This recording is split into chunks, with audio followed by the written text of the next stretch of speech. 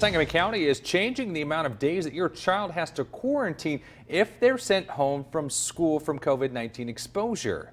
News Channel 20's Tessa Bentulan working for you to explain how long most students will need to wait before it's considered safe for them to go back. Tessa? Well, John, Stacy, the Centers for Disease Control and Prevention still recommends 14 days of quarantine, but there are shorter quarantine options that are approved by CDC, and Sangamon County schools can decide for themselves.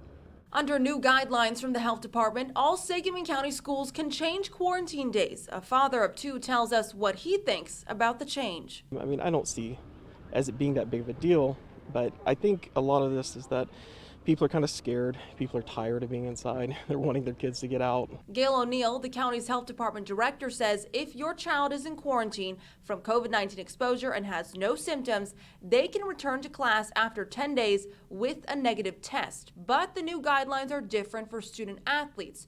You can go back to playing sports after 14 days of quarantine. We didn't feel that sports was the same as far as safety because there's just so much close contact that occurs. There's been an uptick in COVID-19 cases in people that are between 0 to 19 years old. Sports has been one of the main reasons for the increase in the area. We, understood and we wanted kids to be able to get back, but we also have been seeing an increase in cases.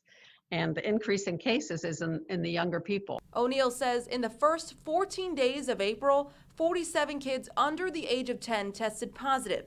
11 to 20-year-olds, 84 cases. These younger kids are not eligible for vaccination yet. A former student athlete explains why keeping 14 days of quarantine for those playing sports is a good thing. I mean, you have to think about their lifestyle. So I can imagine just having to perform in sports and having this virus at the same time. Now, according to the new guidelines, students who are fully vaccinated are not required to quarantine unless they start to experience COVID-19 symptoms. In that case, they'll need to isolate and get tested. Reporting live in Springfield, Tessa Bentulan, John, Stacy, back to you.